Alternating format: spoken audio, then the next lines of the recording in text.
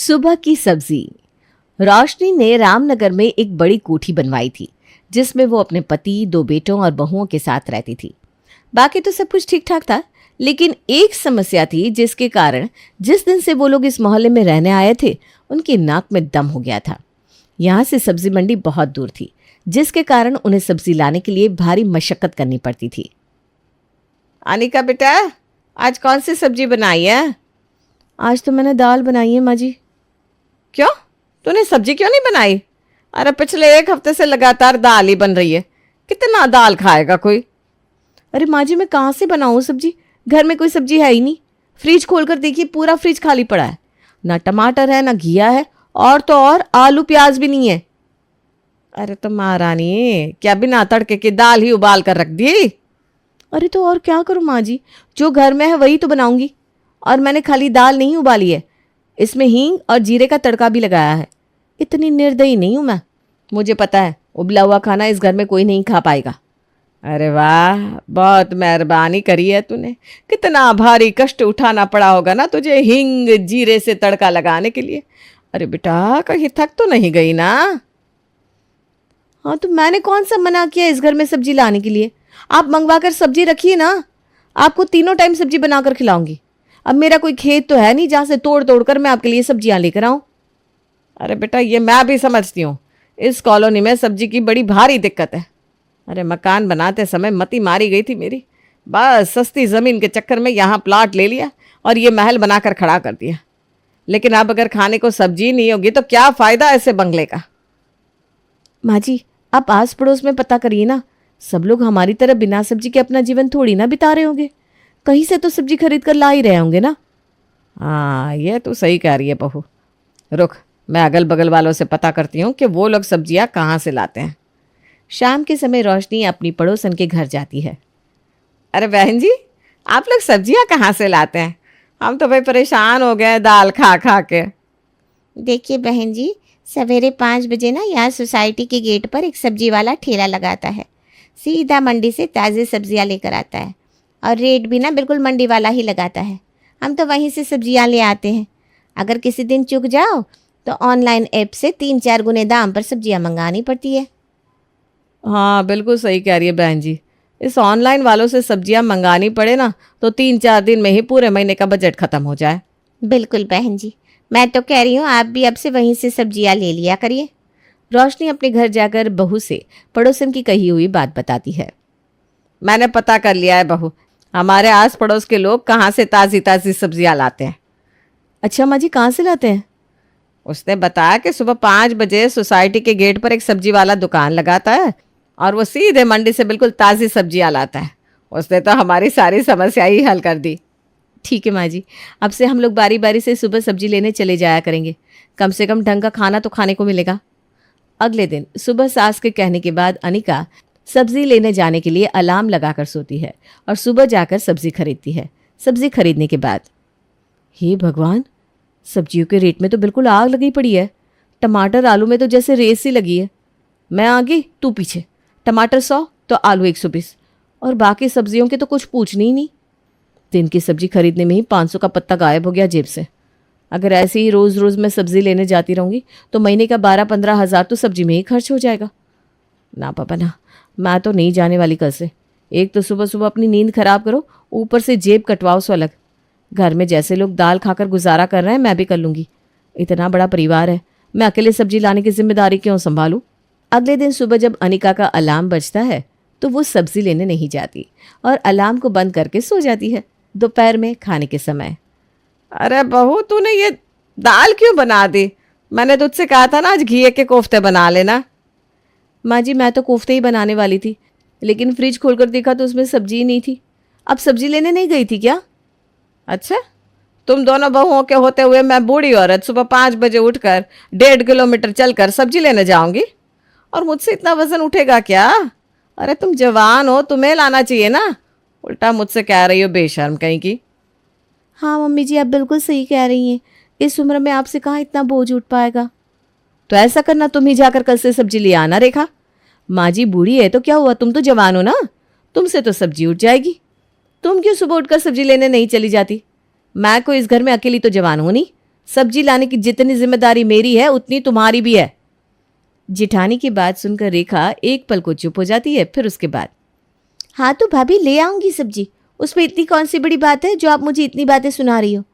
अब आप देखना, कल से मैं सुबह उठकर सब्जी लेकर आऊँगी और सबको सबकी पसंद की सब्जी बनाकर खिलाऊंगी भी।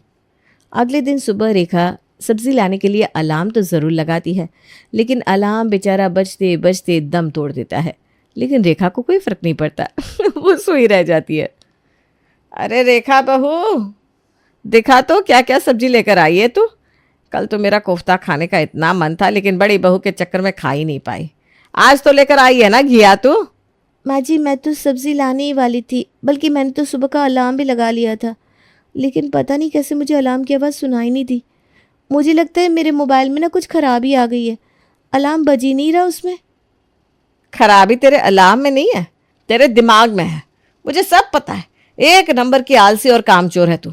7 बजे से पहले तेरी आँख ही नहीं खुलती, तो तू 5 बजे उठकर सब्जी कैसे लेकर आएगी। अरे मैं ही मूर्ख हूँ जो मैंने तेरे जैसे कामचोर के ऊपर भरोसा किया। ठीक है, कल से मैं तुझे सुबह 5 बजे जगाऊंगी, फिर देखती हूँ कैसे नहीं उठती है तू। अगले दिन सुबह 5 बजे फिर से रेखा का अलार्म बजता है, लेकिन वो अलार्म बंद करके सो जाती है। तभी उसकी सास रोशनी उसका दरवाज़ा खटखटाने लगती है। रेखा बहू उठ जा, चल जाकर सब्जी लेकर आ। लगता है आज तो सब्जी लेने जाना ही पड़ेगा। मम्मी जी इतनी आसानी से मेरा पीछा नहीं छोड़ने वाली। जी जी मम्मी जी, मैं बस सब्जी लेने ही जा रही थी। बेमन से बेचारी रेखा उठती है और सब्जी का थैला उठाकर सोसाइटी के गेट की तरफ जाने लगती है। सब्जी लेकर लौटते समय, अब मुझे समझ में आया कि भाभी सब्जी लेने क्यों नहीं जाना चाहती। एक तो इतना वज़न लेकर घर तक आओ, उसके ऊपर से एक दिन की सब्जी में ही पूरे 500 लग जा रहे हैं। बड़बड़ाते हुए रेखा सब्जी लेकर घर वापस आती है। कुछ देर बाद, मम्मी जी वैसे भाभी ना ठीक ही कह रही थी, सब्जी लेने आपको ही जाना चाहिए। आपके घुटनों में दर्द रहता है ना, इसी बहाने आपकी थोड़ी मॉर्निंग वॉक हो जाएगी। और सुबह के समय हम दोनों को किचन में कितना सारा काम रहता है मम्मी जी। हाँ, बड़ी चालाक बन रही है, हैं? तेरी सारी चालाकियाँ समझती हूँ मैं। तुझे कब से मेरी सेहत की इतनी चिंता होने लगी? सच सच बता, ये नाटक किस लिए कर रही है? ठीक है मम्मी जी, तो साफ साफ सुनिए, इतनी महंगी सब्जियां तो मैं रोज़ रोज़ खरीद कर नहीं ला सकती। ऊपर से इतना बोझ लेकर मुझसे चला भी नहीं जाता। अपने बेटों से कहिए जाकर लेकर आए। अच्छा, वो बेचारे पूरा दिन ऑफिस में इतना काम करके आते हैं, और अब मैं उनसे सुबह सब्जियां लाने के लिए भी कहूँ? अरे कल को तुम कहोगी घर का झाड़ू पोछा बर्तन भी उनसे ही करवा लिया करूँ। फिर तुम दोनों यहाँ बैठकर क्या करोगी? हैं? तुम्हें क्या शीशे में मड़वा कर घर में रखूंगी? मम्मी जी रेखा सही कह रही है, इतनी महंगाई है, हम लोगों से भी सब्जियों का खर्चा नहीं उठ पाएगा। ठीक है, अगर खर्च की ही बात है तो महीने भर की सब्जी का खर्च जोड़कर उसका आधा आधा कर लिया करो। आधा पैसा तुम दे दिया करो, आधा छोटी बहू दे देगी। बस हो गया फैसला। अरे माँ जी ऐसे कैसे फैसला हो गया?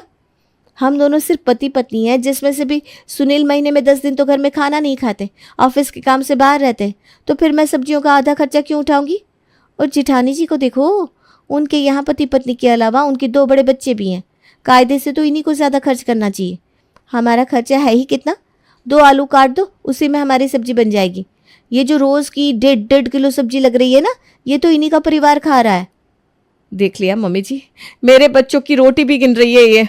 अरे तो तू भी अपने 2 बच्चे पैदा कर ले। मैंने क्या इस घर में किसी को बच्चा पैदा करने से रोक रखा है? देखो भाभी, मुझसे ना बेफिजूल की बात करने से कोई फ़ायदा नहीं है। मैं सब्जियों का आधा पैसा नहीं देने वाली, मेरी बात साफ साफ समझ लो। 100 नालायक मरे होंगे इस दुनिया में, तब जाकर तुम दोनों का जन्म हुआ होगा। अच्छे अच्छों को पीछे छोड़ रखा है तुमने। शर्म नहीं आती तुम लोगों को ऐसी छोटी बातें करते हुए? जेठानी के बच्चे क्या तेरे बच्चे नहीं है बहू? इस तरह से एक एक इंसान का खर्च गिनोगे तो घर क्या चल पाएगा? मैं समझ रही हूँ मम्मी जी, आप तो यही चाहती है ना कि सुनील जितना भी कमाए वो मैं जेठानी जी के बच्चों को पालने में खर्च कर दूँ। अरे कल को हमारे भी बच्चे होंगे, उनके लिए भी तो कुछ बचा कर रखना होगा। दोनों बहू की बात सुनकर रोशनी को बहुत ज़्यादा गुस्सा आता है। ठीक है, भाड़ में जाओ तुम दोनों की दोनों। खाओ सुबह शाम दाल, मुझे क्या फर्क पड़ता है? और अपना अपना पैसा अपनी जेब में संभाल कर बैठी रहो। अगले दिन से घर में दिन के तीनों टाइम दाल या खिचड़ी ही बनने लगती है, जिसे खाकर सब बिल्कुल परेशान हो जाते हैं। क्या बात है अनिका, इस घर में दाल के अलावा कभी कुछ और बन ही नहीं सकता? 2-3 दिन पहले तक तो सब्जियां बन रही थी, फिर अचानक से क्या हो गया? देखो अब मैं तुमसे साफ साफ बता रहा हूँ, शाम के समय ढंग की सब्जी बना लेना, नहीं तो मैं अपने बच्चों के साथ बाहर खाना खाने चला जाऊंगा और तुम ही बैठकर दाल खाना। अनूप के गुस्से को देखते हुए अनिका शाम के लिए ऑनलाइन ऐप से महंगे रेट पर सब्जी मंगा लेती है। पप्पू सब्जी वाला तो 100 रुपये किलो ही टमाटर दे रहा था और ये ऐप वाला 200 रुपये किलो बेच रहा है। खैर घर पर डिलीवरी भी तो मिलेगी, वरना सुबह 5 बजे उठकर कौन दिमाग खपाओ, यहीं से मंगा लेती हूँ। ऐसा सोचकर अनिका ऐप से ही सब्जी मंगा लेती है। कुछ दिन तो ऐसे ही कभी दाल और कभी ऑनलाइन सब्जी के भरोसे उनका काम चलता रहता है। कुछ दिन बाद, आज शाम को मेरे ऑफिस के दोस्त मेरे साथ डिनर पर आएंगे, तुम ऐसा करना कुछ अच्छी सी सब्जी बना देना, और हाँ ध्यान रखना गलती से भी दाल मत बना देना। अगर मेरे दोस्तों के सामने मेरी बेइज्जती हुई ना तो मुझसे बुरा कोई नहीं होगा। सब्जी वाला तो सुबह 5 बजे ही चला गया होगा और घर में तो कोई सब्जी भी नहीं है। अब क्या बनाऊँ? ऐसा करती हूँ ऑनलाइन कुछ सब्जियाँ मंगा लेती हूँ, थोड़ी महंगी तो पड़ेगी, कम से कम मेहमानों के सामने इज्जत तो बच जाएगी। ये सोचकर रेखा ऑनलाइन सब्जी ऑर्डर कर देती है। थोड़ी देर बाद दरवाजे की बेल बजती है तो रेखा भागते हुए दरवाजे पर जाती है। मैडम ये रही आपकी डिलीवरी। कितने पैसे हो गए? 1000। सब्जी का दाम सुनते ही रेखा के पैर के नीचे से ज़मीन खिसक जाती है, लेकिन मन में सुनील की हिदायत याद आते ही वो अंदर जाती है और 1000 रुपये लाकर सब्जी वाले को दे देती है। सुनील के दोस्त रात में उसके साथ आते हैं और डिनर के बाद वापस चले जाते हैं। रेखा आज तो तुमने कमाल ही कर दिया, इतनी टेस्टी सब्जी बनाई थी कि मेरे दोस्त तारीफ करते नहीं थक रहे थे। मैं तो हमेशा से ही अच्छा खाना बनाती हूँ और आज तो तुम्हारे दोस्तों के लिए मैंने स्पेशल ऑनलाइन सब्जियाँ मंगवाई थी। और हाँ, वो जो घर खर्च के लिए तुमने रुपए दिए थे ना, वो सारे खर्च हो गए। तुम ऐसा करना, कल ऑफिस से आते समय कुछ पैसे निकाल लाना। अरे तुम्हारा दिमाग तो खराब नहीं हो गया? अभी तो महीने की 15 तारीख हुई है, इतनी जल्दी पैसे कहाँ खर्च हो गए? इतनी महंगी सब्जी हो रही है, तुम्हें पता भी है, और ऑनलाइन तो और भी महंगी है। अब आज तुम्हारे दोस्तों के लिए मुझे ऑनलाइन सब्जी मंगानी पड़ी, पूरे 1000 लग गए। अरे तो ऑनलाइन सब्जी मंगाने की क्या जरूरत थी महारानी? मम्मी ने बताया तो था गेट पर वो सब्जी वाला सुबह 5 बजे ठेला लगाता है, उससे जाकर क्यों नहीं ले आई सब्जी? सुनील की आवाज़ सुनकर उसकी माँ उनके कमरे की तरफ चली जाती है।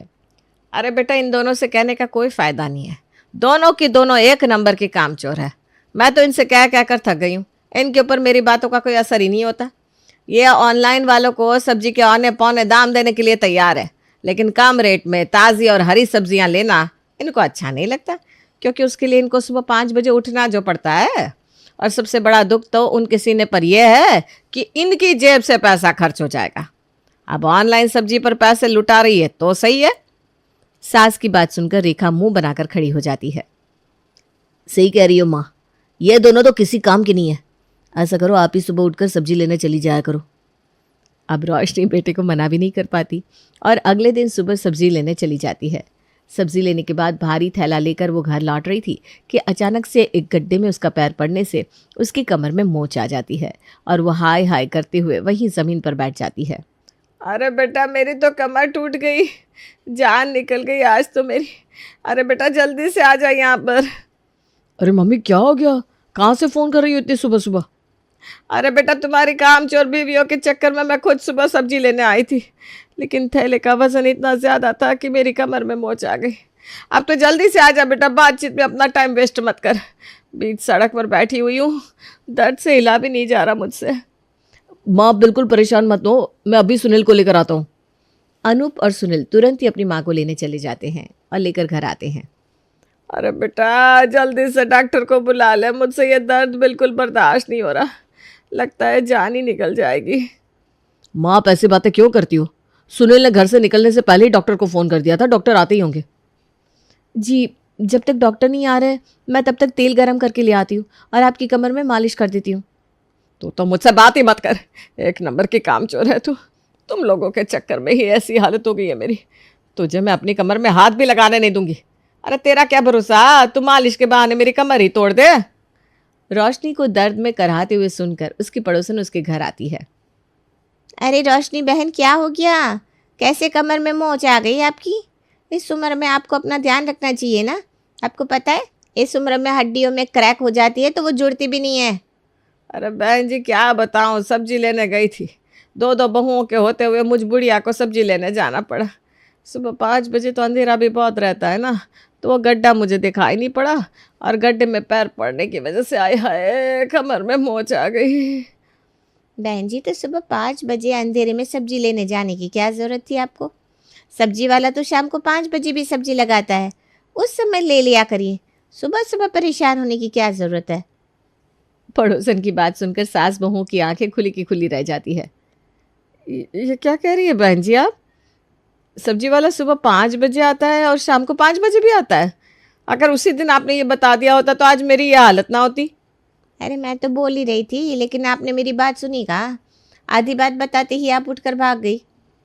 अपना सर पीटने के अलावा रोशनी के पास अब और कोई चारा नहीं बचा था, इसलिए वो बेचारी अपनी टूटी कमर को लेकर हाय हाय करते हुए अपनी किस्मत को कोस रही थी।